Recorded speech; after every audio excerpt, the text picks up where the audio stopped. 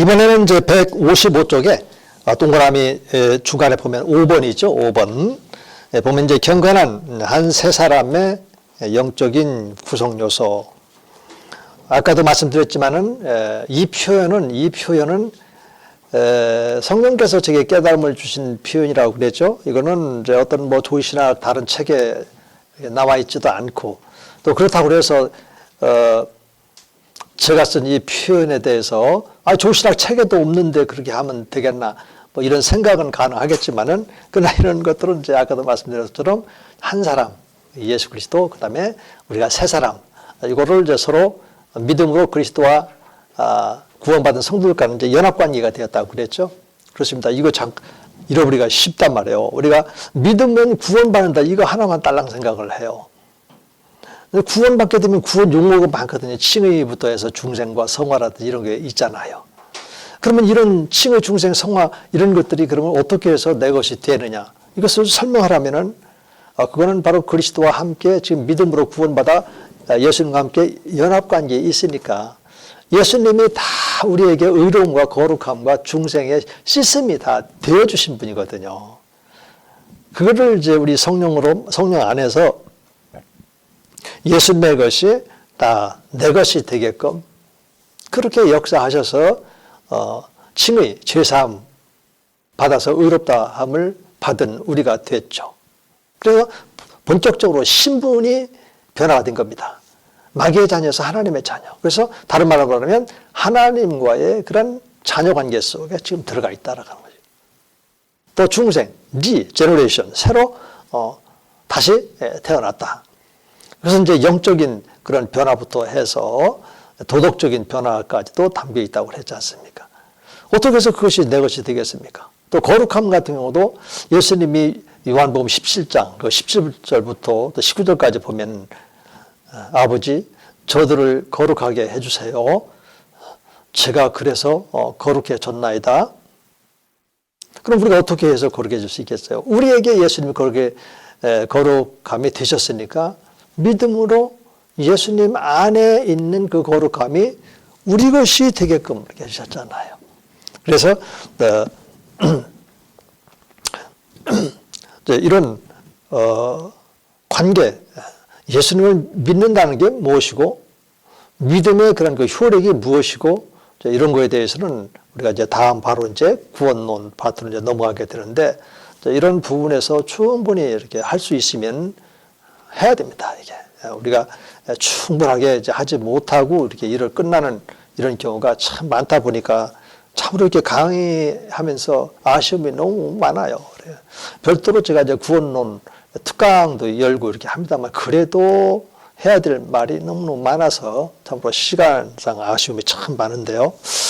자, 일단 그렇게 이제 한 세 사람의 그런 그 구소, 이것을 이제 딱 갖게 되면 이제부터는 이제 경건으로 이렇게 연결시킬 수가 있으니까요. 다윗이 시편 12편 1편에서 여호와 하나님께 경건한 자가 끊어질까 두렵다. 바울도 이제 경건의 깊이에 대해서, 비밀에 대해서, 크기에 대해서 디모데 전서 후서에서 증언을 이렇게 하고 있고, 모양은 있지만은 경건의 능력을 부인하는 자들이 참 많다. 이런 말씀 속에서도 이런 내 안에 지금 내주하고 있는 그 영과 나의 생명의 주체인 혼 사이에 또 심령, 이런 것들이 이제 건강하게 날마다 그 삶 속에서 말씀으로, 때로는 기도 가운데 이게 살아 움직이지 않으면 우리는 어떻게 보면 정말로 이게 바울의 그런 그 증언과 또 주님 말씀하신 것처럼 너희가 나를 떠나서는 아무것도 할 수 없다, 이렇게 말씀하셨던 그 말씀의 의미가 무엇인지 느껴질 때가 있더라고요, 보니까.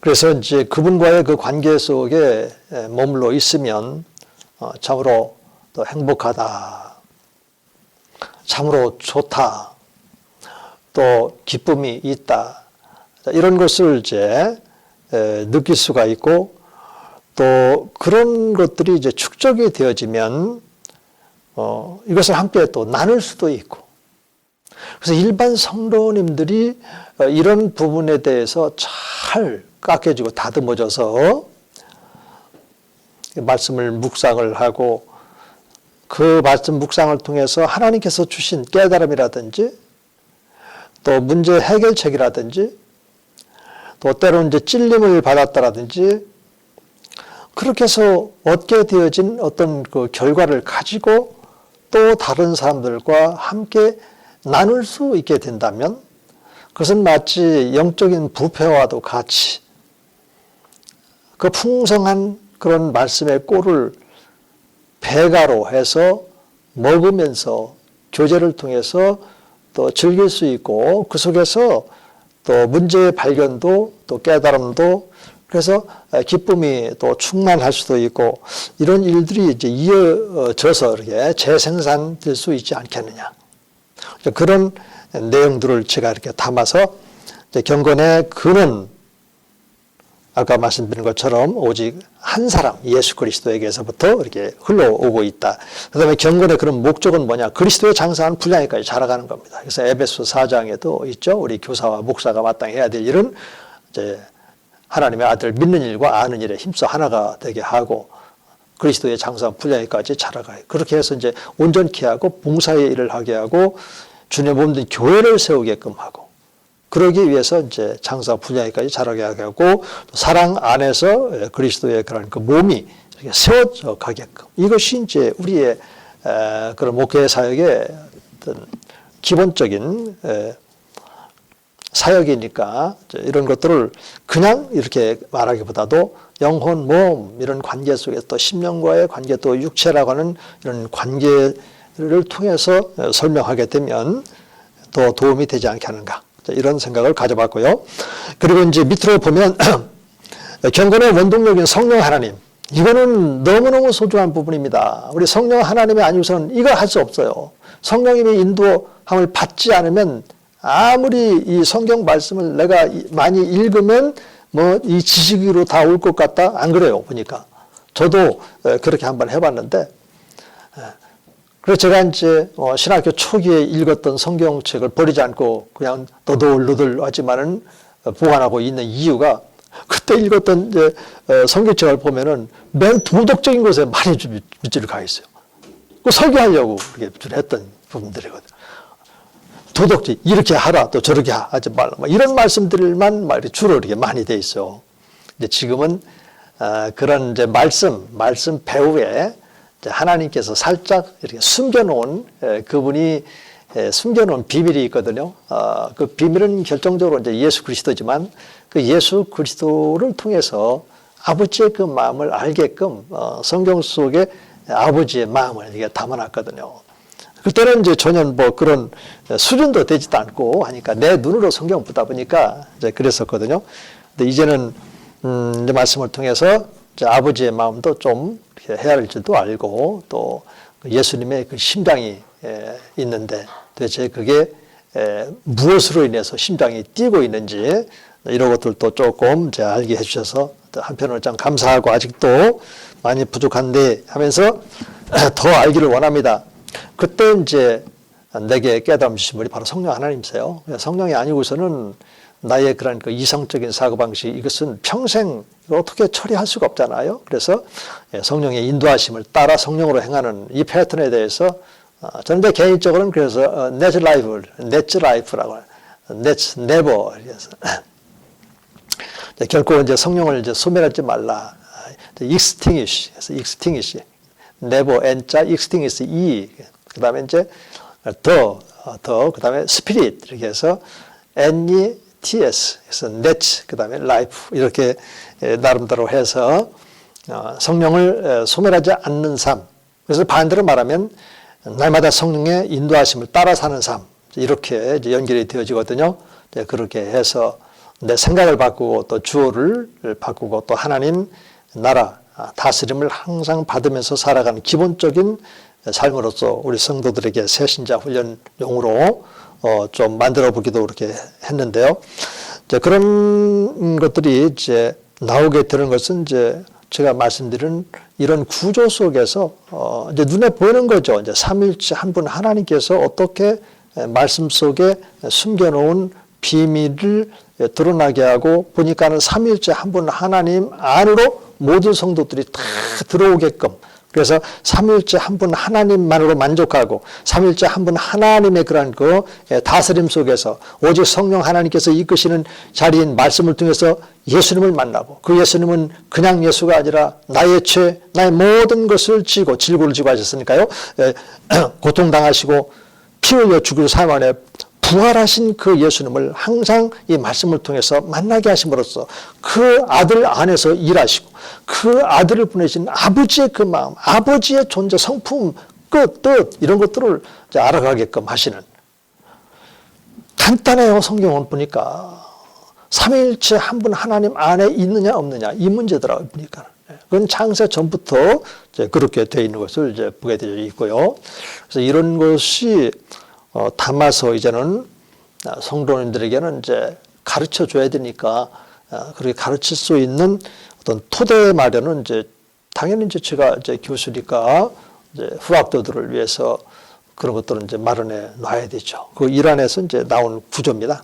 그래서 한번 이렇게 보시고, 또 미흡하거나 또 부족함이 있다면 제게 좀 개별적으로 이 교수님 이 부분에 있어서는 조금 말씀 인용이 좀 잘못되지 않았나요? 이렇게 하면서 제게도 좀 좋은 조언도 좀 주세요. 이렇게 하면 저도 더 말씀으로 더 충실하게 또 다듬어 줘야 될 그런 필요성을 갖고 있으니까, 또 여러분들에게도 또 기초적인 것들은 좀 어느 정도 제공이 되지 않겠나, 또 이런 생각을 이렇게 가져봅니다.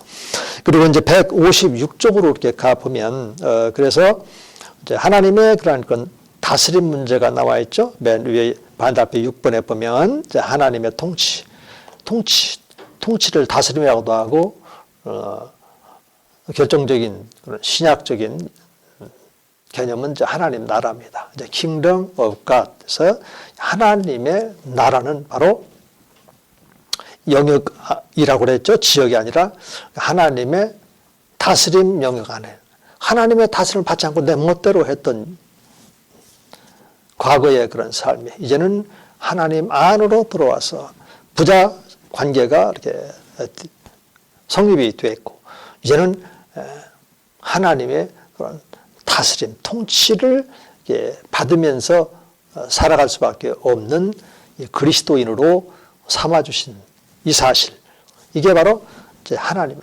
나라죠. 우리 주님께서도 이거를 핵심 복음의 본질로서 말씀하셨다.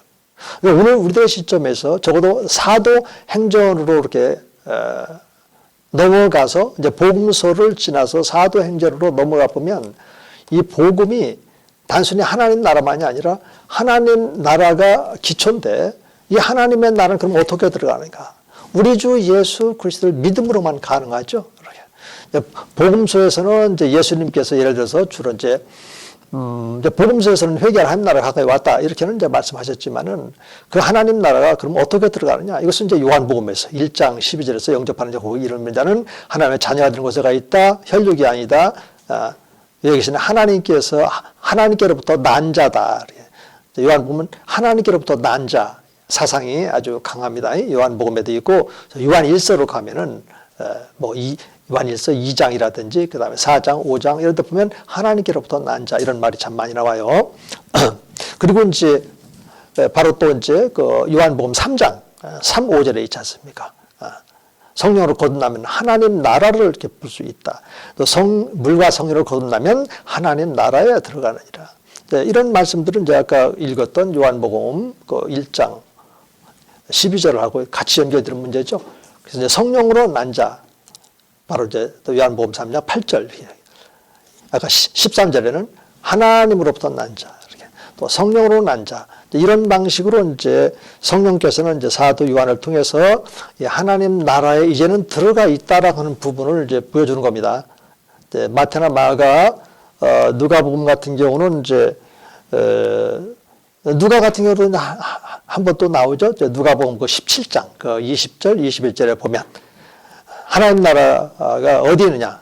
바리새인들이 이렇게 주님께 물었을 때 하나님 나라는 여기 있다 저기 있다 말할 수 없고 바로 너희 안에 있어 이렇게 말씀하셨던 그 말씀 속에서 너희 안에 그래서 예수님이 바로 하나님 나라가 되고 두 가지 해석이 있습니다.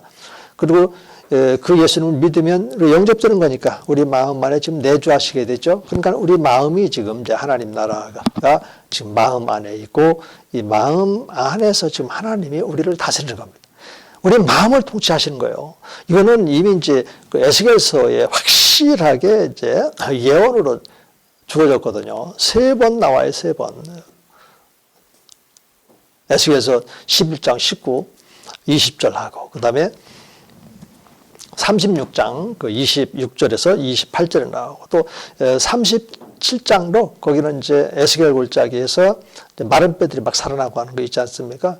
그 부분도 같이 연결시킬 수 있겠더라고요. 보니까 이렇게 확실한 것은 이제 2번 나오는 겁니다. 이렇게 에스겔서 11장하고 그 다음에 36장 내용도 거의 이제 같아요. 약간 좀 다른 것은 이제 뭐 돌 같고 또 단단하고 뭐 이런 차이뿐이지. 자, 이렇게 해서 이제 하나님의 그런 그 다스림을 받는 이제는 나라고 하는 상대 설정을 이렇게 해보는 겁니다. 그러면 하나님께서 나를 그럼 어떻게 이렇게 다스리겠느냐? 이제 이런 구조가 성경 어딘가에 있겠죠. 그래서 이제 그런 말씀을 이제 찾아보니까 이제 로마서 14장 17절을 보면 하나님 나라는 먹고 마시는 것이 아니라 성령 안에 있는 의와 평강과 희락이다 이렇게 되어 있거든요.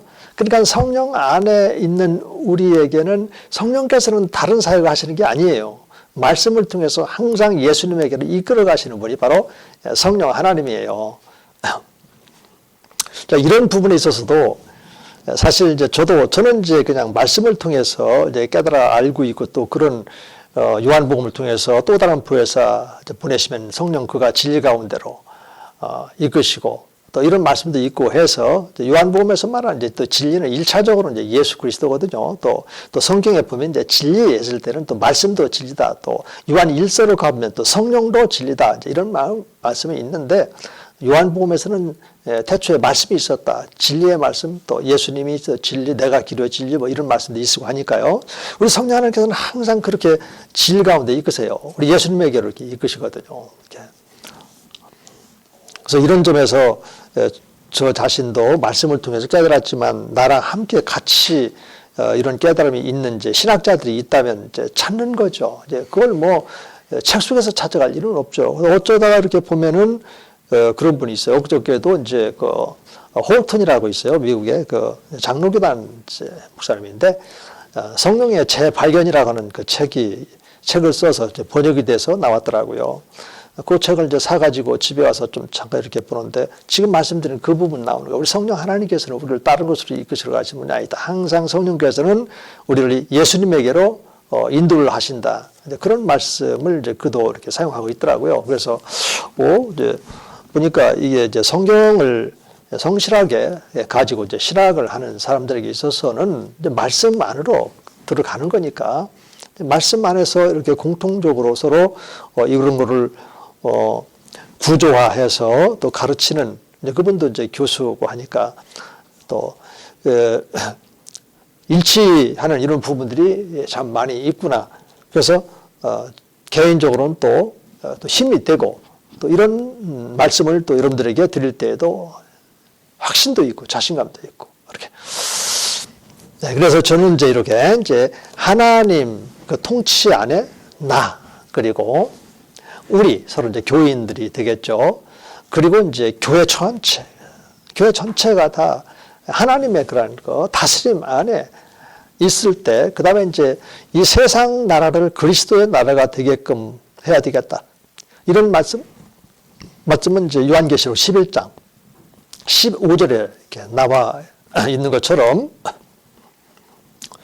그러니까 나와 우리 교회가 온 세상을 그리스도의 나라가 되게끔 하기 위해서는 먼저 하나님의 그런 그 다스림 안에 있을 때 가능하다. 이런 사실들을 깨닫게 해주셨고, 그래서 이제 이 강의한 이 도표를 이렇게 보게 되면, 나 하고서 이제 관계적인 또 사귐과 경건, 뭐 이런 용어를 써서 또 옆으로 가면은 이제 경험적인 경건한 삶, 이렇게. 우리가 항상 이 신학 서적들 이렇게 보게 되면, 이 행동을 강조하는 행동파가 있고, 행동을 강조하지 않는 어떤 그 경건주의적인 그런 정적인 또는 내적인 이것만 이렇게 충실하려고 하는 어떤 퀘이커 교도들처럼 뭐 이런 형태로 이렇게 양분화되는 경우가 참 많이 있어요. 또 그리고 또 신학자들이 어떤 그 책을 읽을 때 항상 이렇게 공격적인 어떤 분들이 있어요. 딱 보면서 당신은 너무나 주관적이야 막 이러면서.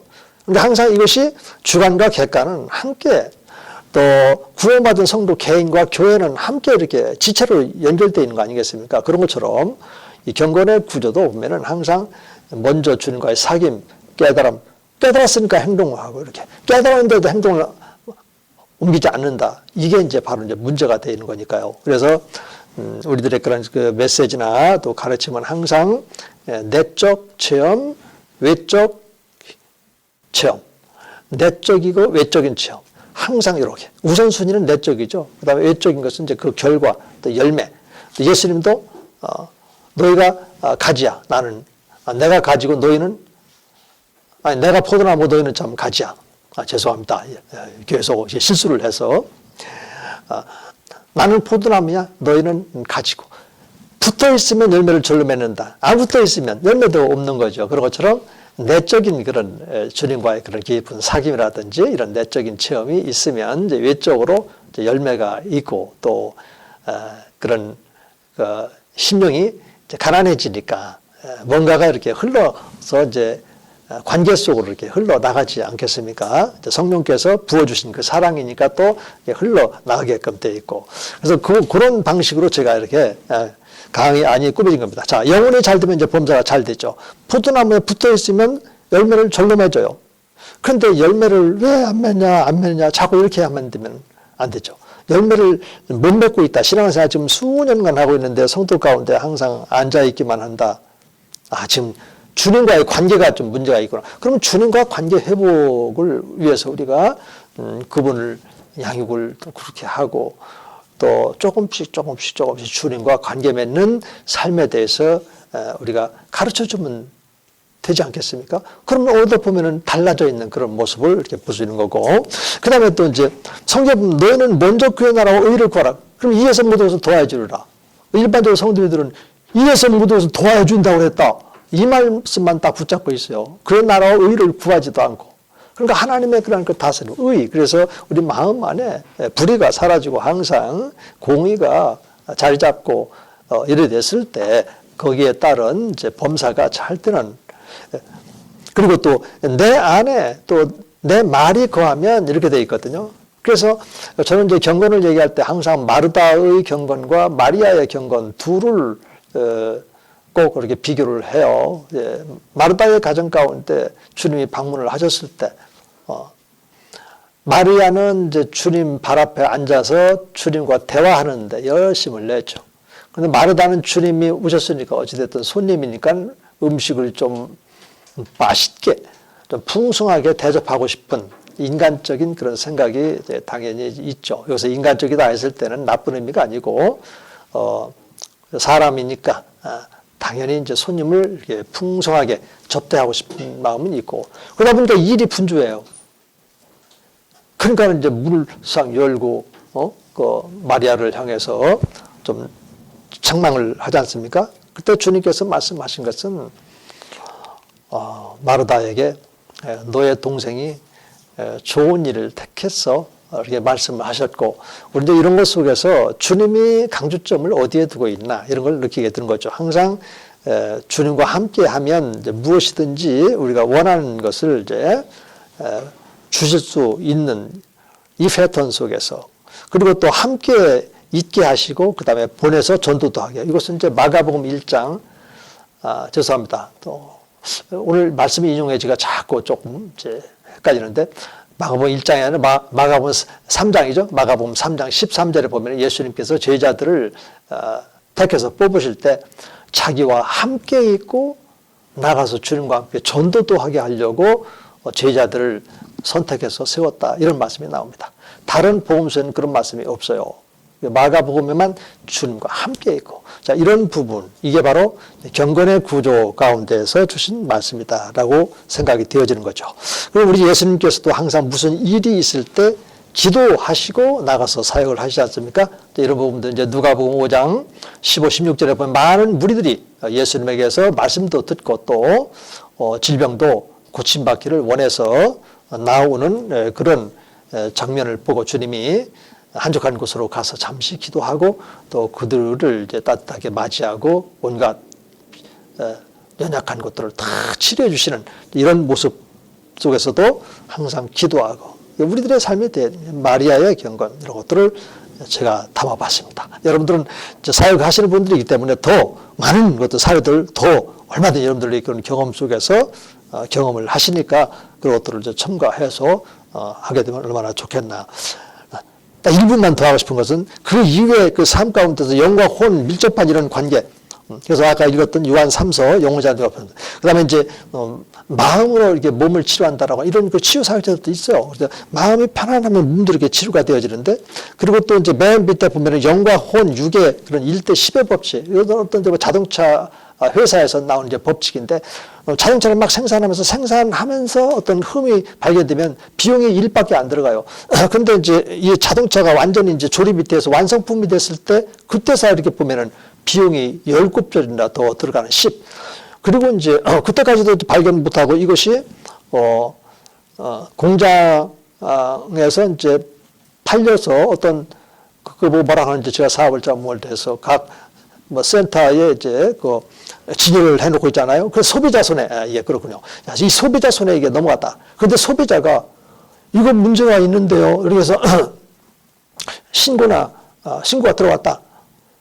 그러면 그걸 보상해 주려면 비용이 무려 100배가 이게 들어옵니다. 이런 것처럼 이제 우리 신앙생활에도 우리의 그런 생명의 주체인 혼이 항상 하나님과 친밀한 관계 속에서 내 안에 있는 문제점들이 발견이 돼서 자를 건 자르고 또 깎아내고 또 어떤 믿음의 순종을 통해서 올바른 길로 딱 선택하고 또 선택하고 이렇게 해서 나의 그런 그 자아가 충분히 깎여지고 그래서 인격이 출중하게 다져지고 이렇게 해서 사회에 나가게 되면 그런 관계에서도 원만해지고 그래서 또 범사가 잘 되어지는 이런 복들을 이제 누릴 수 있지 않겠나. 그래서 성도들에게 영혼, 몸의 그런 그 법칙을 이렇게 또 한번 적용도 해봤습니다. 여러분 아무쪼록 이제 강의 이제 마무리가 이제 돼야 되겠습니다. 이번 학기에도 이제 얼마 남지 않았는데요. 아마 다음 주쯤 되면 여러분들이 기말고사도 있고 해서 어떻게 수업이 진행될까 궁금해 하실 겁니다. 그래서 제가 이미 이제 또 대학원이고 하기 때문에 시험 문제를 좀 이렇게 출제했습니다. 딱 한 가지 출제를 했어요. 우리 이제 목회 현장에서 유용한 거 제가 한 3주 정도 걸쳐서 했던 거 있지 않습니까? 사단마귀와의 그런 그 영적 싸움에 대해서 아는 대로 설명해 보십시오. 이 한 문제 출제를 했는데 여러분들 이제 강의 안에 있는 거니까 강의 안에 있는 내용들을 잘 요약하시면 여러분들 목회에도 다소 도움이 되지 않을까 해서 문제 출제했습니다. 시험은 시험으로 인해서 시험 들기 위해서는 안 되겠죠. 그래서 가볍게 이렇게 보시면서 한 학기 마무리를 잘 하실 수 있도록 이제 광고로 이게 동영상 광고로 이렇게 뜨게 되니까 꼭 이렇게 유념하셔서 제출 날짜에 좀 제출해 주셔야지. 그렇지 않으면 이거는 성적 처리가 아주 어렵습니다. 그렇기 때문에 꼭 날짜 그 안에 이제 답안 작성이 되면 그 안에 바로바로 이메일로 보내주시면 됩니다. 네. 그러나 이제 그 날짜가 이제 6월 20 며칠 날부터 이렇게 되니까 그 날짜가 넘어가면은 아주 힘들어집니다. 제가 채점하기가.